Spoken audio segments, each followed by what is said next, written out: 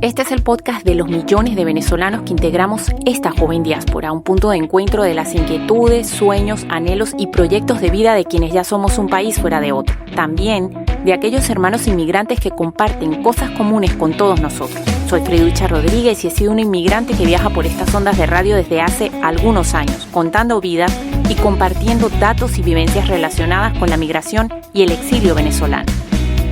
Bienvenidos a La Diáspora Venezolana Habla.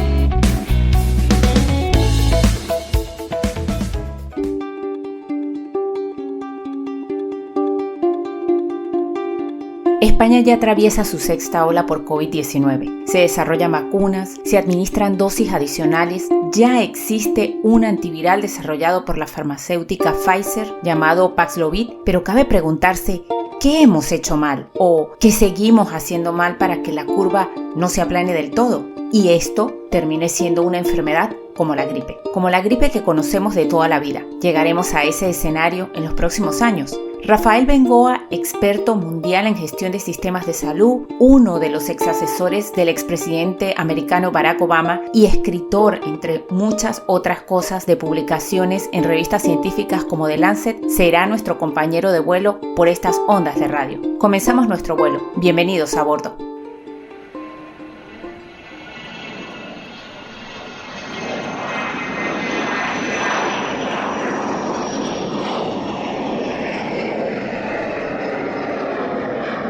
Feliz año 2022 en nombre del programa La Diáspora Venezolana Habla, Felices Reyes. Y bueno, hoy abrimos formalmente con este programa nuestro año de radio y como no podía ser de otra manera, lo haremos hablando de COVID, precisamente porque la incidencia aún en España es muy alta. Y, como no, también en el País Vasco ha sido uno de los lugares de España, una de las comunidades autónomas que ha estado a la cabeza y para ello tenemos desde ya con nosotros como invitado al doctor Rafael Bengoa, un experto mundial en gestión de sistemas de salud y una fuente, tengo que decir, muy reputada y consultada en cuanto a este tema, el COVID-19, no solo en España, sino a nivel mundial y quien nos ha acompañado desde la primera ola. Bienvenido, doctor, a La Diáspora Venezolana Habla. Encantado de estar con vosotros. Gracias por invitarme. Nosotros queremos abrir este año haciéndole un montón de preguntas, pero como siempre orientadas a informar a la ciudadanía más que a crear matrices de opinión. Le agradecemos nuevamente que nos ha acompañado desde la primera ola, aclarándonos cuestiones importantes que nos planteamos los ciudadanos de a pie en torno a este virus. Y bueno, como dije en el preludio de esta entrevista, la incidencia por esta enfermedad sigue siendo alta en lugares como el País Vasco, a la cabeza en más de una oportunidad en número de casos. Ahora por esta variable Omicron, menos mortal pero más contagiosa que Delta. ¿Qué ha pasado? ¿Qué hemos o qué estamos haciendo mal, doctor? Bueno, en general lo que estamos haciendo mal es subestimar a Omicron. Sabíamos desde hace un mes y medio, antes de las Navidades, y ahora ya estamos en enero, que Omicron venía muy, muy infecciosa y sin embargo en nuestro contexto y en España en general y muchas partes de Europa no se tomaron medidas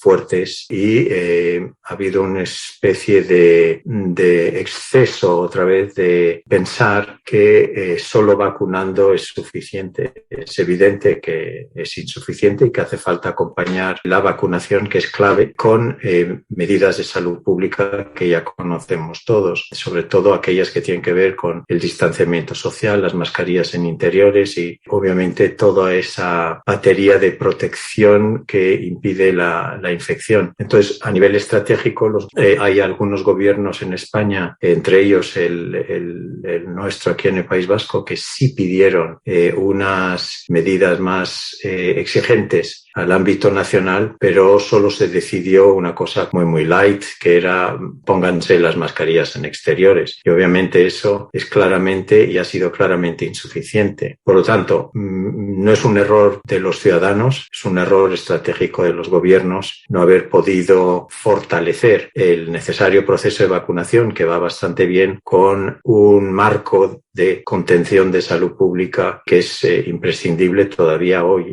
y este mes en enero también. ¿Y hasta qué punto pudiera incidir precisamente un gobierno para que se vacune toda una población? Porque estamos hablando de una pandemia. Vemos el caso de Israel, que sacó su ejército a la calle y se vacunó todo el mundo, y de alguna manera eso sí que es una barrera de protección para que no existan más variantes a futuro de esta enfermedad.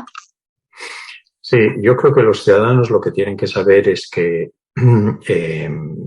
cuando se han vacunado, y sobre todo aquellos que han recibido una tercera dosis o que han enfermado de la enfermedad y han recibido una o dos dosis más, están bien protegidos. Es decir, la gente piensa que solo hay una barrera, que son los famosos anticuerpos. Pero aparte de los anticuerpos que el cuerpo aprende a reconocer un ataque desde el virus, desde fuera, el cuerpo aprende a reconocerlo y lanza los anticuerpos, pero además lanza lo que se llama la inmunidad celular también, que es otra capa de defensa, que es la inmunidad de células B e incluso una tercera capa, que es la inmunidad de células T. Por lo tanto, todas estas son capas que el ser humano ha ido adquiriendo por toda la agresividad obviamente,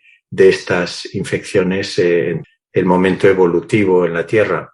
Por lo tanto, nosotros tenemos que saber eso primero. Pero es verdad que, a pesar de eso, Omicron ha hecho suficientes cambios en su estructura como para evitar eso parcialmente. Sobre todo, consigue infectar la parte superior de los bronquios, no atañe tanto a los pulmones, la parte inferior de los pulmones, y por lo tanto la enfermedad, aunque es más leve por esa razón de que no ataca a los pulmones en sí, lo que ha ido pasando es que los gobiernos estratégicamente han dicho, como es más leve, no hace falta que hagamos más que solo la vacunación. Y ahí es donde está, yo creo, el error estratégico. Porque Omicron tiene dos caras. Una, que es soy más leve, y otra es pero soy muy infeccioso. Y entonces está infectando a tanta gente, y en ese potencial infeccioso, casi por volumen y magnitud de personas afectadas, hay muchas personas que caen enfermas y acaban en un hospital o en una UCI.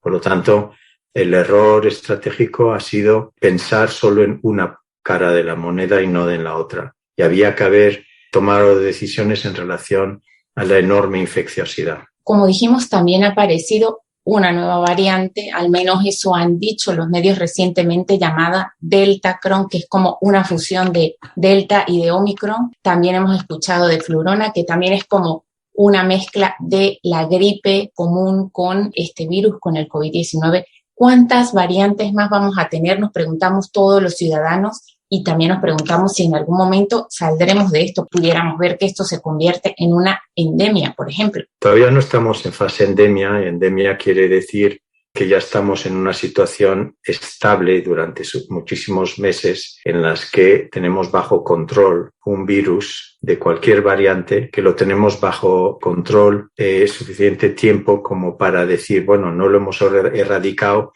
pero lo tenemos bajo control con las medidas, las vacunas, etcétera. Ese momento no ha llegado en España y prácticamente en ningún sitio. Por lo tanto, no estamos aún en fase endémica, y yo creo que lo que debe saber el ciudadano es que esto no acaba como un bombardeo y de repente el lunes ya no hay y pasamos a fase endémica y lo tenemos bajo control. Se va bajando despacio con fases. Y lo que es más probable es que después de esta sexta ola en España y cuarta o quinta en otros países, vayamos a tener pequeñas olas, y eso despacito se va apagando, digamos, el virus, y entramos en fase endémica, esperemos, para este verano. La razón principal para eso es que hay mucha gente vacunada y está habiendo mucha gente infectada. Por lo tanto, el virus sí va a tener muchos problemas para seguir avanzando. Y a la pregunta de cuántas variantes, no lo sabe ni el propio virus, porque el virus lo que está haciendo ahora es continuamente variar su morfología, su estructura para poder infectarnos. Y lo hace cada vez más porque nosotros nos estamos resistiendo con todas las medidas y las vacunas. Y por lo tanto, en términos evolutivos, los virus, digamos, su pasatiempo principal es hacer variantes. Por lo tanto, las vamos a ver. Y nosotros queríamos también preguntarle acerca del caso particular de Madrid. Madrid fue el Wuhan español en la primera ola y vimos cosas como las campanadas en la Puerta del Sol y nos preguntamos si realmente Madrid tiene el número de contagios que reportan los medios de comunicación o también es un manejo mediático que se está haciendo, porque yo particularmente regresé de Perú, donde también estuve haciendo entrevistas. Principios de diciembre vi muchísima gente en la Puerta del Sol, en estaciones como Callao, y me preguntaba, ¿realmente nos estarán diciendo la verdad con respecto a Madrid o lo conversamos en alguno de estos encuentros que hemos tenido? Madrid en la primera ola de alguna manera pudo haber alcanzado una inmunidad de rebaño. Sí, pero en Madrid, como entra y sale mucha gente de distintas partes del país, no creo que podemos hablar todavía de inmunidad de rebaño, pero sí de que Madrid en las primeras olas, sobre todo la primera, hubo un impacto enorme. Por lo tanto, hubo mucha infección. Y esto es posible que les haya protegido. No pienso que están engañando con los datos, porque eso es difícil y es fácil luego de contrarrestar con distintos estudios. Entonces no les interesa a nadie, a ninguna comunidad autónoma ni a ningún país estar escondiendo datos. Lo que está ocurriendo en estos momentos es que la infecciosidad de Omicron es tan alta que decir que hay 1.000 o 2.000 o 3.000 casos por 100.000 ya no quiere decir nada. Por ejemplo, en España estamos cerca de 200.000 infectados al día, pero ese dato, ¿qué quiere decir? Sabiendo que hay mucha gente que no lo dice y otros que pasan la enfermedad sin enterarse, más los que se han infectado y lo han reportado, eso es muchísimo más que 200.000. Por lo tanto, el indicador incidencia por 100.000 ya no quiere decir tanto. Lo que nos tiene que indicar ahora cómo van las cosas es las hospitalizaciones y las personas en la UCI y la mortalidad. Y en España, en esto de las dos caras, al haber subestimado la cara del volumen de infectados, y son tantos, que ha habido de todas formas 880 muertos en los últimos días. Y por lo tanto, la mortalidad no es poca, pero es un indicador que debería de estar preocupando mucho a los gobiernos, no tanto la infecciosidad que ya está bajo control. Por ejemplo, es absolutamente imposible que los rastreadores estén pudiendo rastrear, aunque sean solo 250.000 casos al día. Y pasamos a hablar de este medicamento, de este primer tratamiento antiviral que se llama Paxlovid, que ha sacado la farmacéutica Pfizer, digamos que es de administración oral para el COVID-19, y la propia compañía ha asegurado que reducirá el riesgo de hospitalización o muerte en 89% de los casos si se administra en adultos, por ejemplo, en riesgo a los pocos días de los primeros síntomas. ¿Usted cree que ese medicamento ya estará pronto en España y que nos ayudará de una vez por todas, por supuesto, con la correcta administración de las dosis que hacen falta de vacunas, digamos, a aplanar esa curva, a pasar esta página en esta pandemia? Sí, yo creo que sí. Yo creo que nos va a ayudar a cambiar la trayectoria de la pandemia, ese medicamento, más obviamente las vacunas y las medidas que se están tomando. Ese medicamento todavía no lo tenemos entre nosotros, por lo tanto, los que se van a infectar en el que es el probable peor mes, este mes de enero, que se está infectando medio país, también obviamente en otros países está ocurriendo lo mismo. Al no disponer de ese medicamento ahora, no es una de las herramientas que podemos usar con los enfermos, pero esperemos que se acelere el proceso de aprobación, que se pueda acceder a ese medicamento muy, muy rápidamente y así cualquier persona que esté infectada, yo diría en marzo, en abril, pudiera estar tomando ese medicamento en los primeros 5 días de síntomas. Yo creo que eso hará acelerar hacia una fase endémica, pero desgraciadamente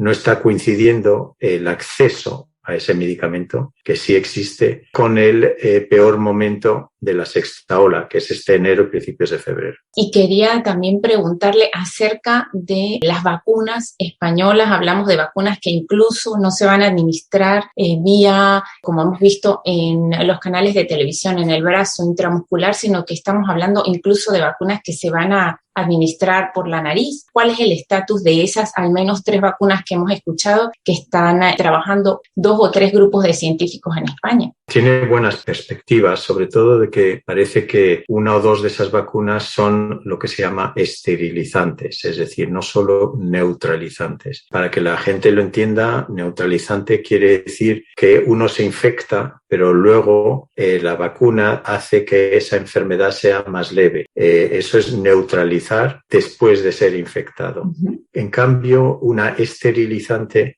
ya es una vacuna que ya es más como un escudo que no permite al virus infectarte. Y esto es importante porque 2 de esas vacunas españolas y seguro que otras de otros países esperemos que sean también esterilizantes, pero todavía estamos un poco lejos. No se espera disponer de esas vacunas hasta este verano que viene. Y usted como científico, como médico, como una de las voces más críticas en cuanto al manejo que se ha dado no solo gubernamental, sino a nivel sanitario de esta pandemia, ¿qué llamado hace? A mí me llama supremamente la atención. Estuve en Perú, vi cómo la gente acudía de manera bastante masiva a vacunarse. Vemos países que ni siquiera tienen la esperanza de que les llegue la vacuna y vemos en Europa casos como los negacionistas que teniendo la vacuna no se la administran y que desgraciadamente muchos han fallecido o muchos están en cuidados intensivos. Vemos el caso del tenista Djokovic, que es negacionista, que ha usado esa arma como ese discurso como un arma, digamos que política, para saltar la normativa que establece un país, por supuesto,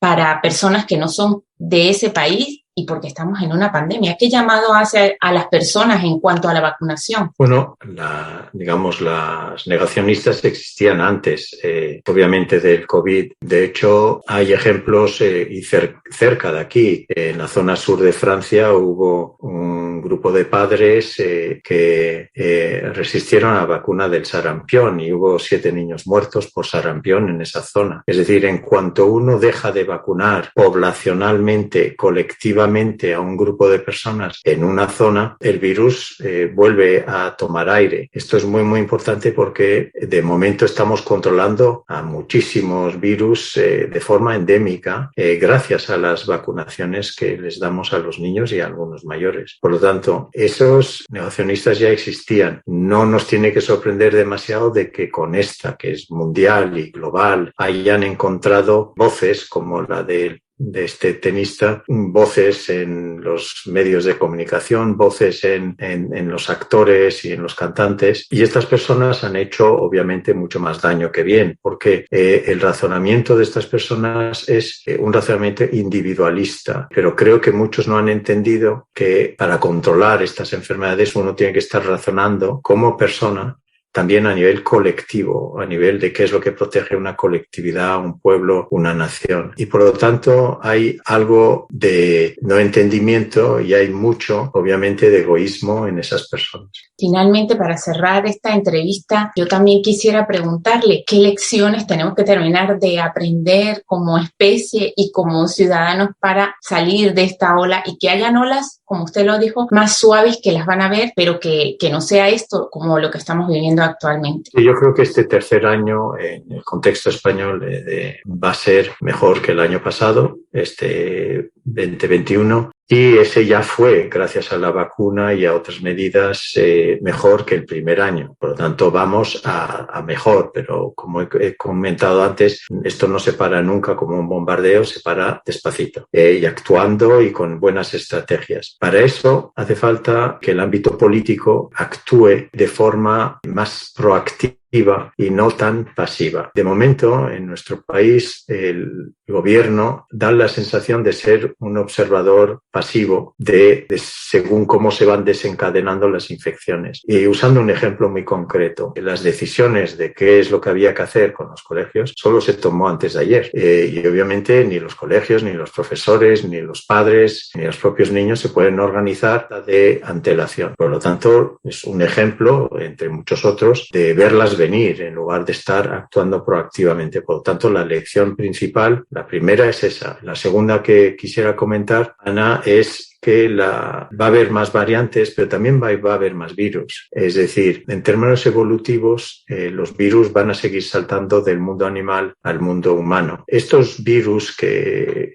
son simplemente un síntoma de cómo estamos tratando el planeta, no son la causa de lo que nos pasa. Si de hecho, como hemos tratado mal el planeta, los virus están, preparándose continuamente para pegar el salto desde el mundo animal al mundo humano. Y obviamente tenemos que intervenir sobre esa faceta de medio ambiente rápidamente, porque cuanto más intervengamos sobre esa, más controlaremos los futuros virus que nos vienen encima. Y por lo tanto, a recordar que esta pandemia es solo un síntoma de cómo tratamos al planeta, no al revés. Por lo tanto, lo hemos creado nosotros mismos. No me queda nada más que agradecerle por esta excelente conversación, como siempre. Como lo dije también al inicio de esta entrevista, nos ha acompañado desde la primera ola, siempre aportándonos datos e información relevante, sobre todo para saber qué hacer, para saber cómo actuar, digamos, en esta pandemia que nos agarró a los ciudadanos también un poco desprevenidos, y agradecerle por esa excelente reflexión que ha tenido acerca del planeta, del daño que hemos hecho al medio ambiente, tal vez como también lo conversamos en algún momento con nuestros sistemas productivos, con nuestro consumo como individuos, que también afecta al planeta, y esperemos, que hagamos esas tareas, como decimos en venezolano, o que cumplamos con esas obligaciones ciudadanas como españoles, nosotros que vivimos en este país. Así que no me queda nada más que invitarle nuevamente a mi programa, decirle que las puertas de mi programa están abiertas para otra oportunidad, y agradecerle por todos estos consejos. Muchísimas gracias, Ana Rodríguez. Me gusta mucho tu programa y te felicito por el alcance y el contenido que proyectas. Muchas gracias. Gracias, muchísimas gracias a usted y hasta pronto.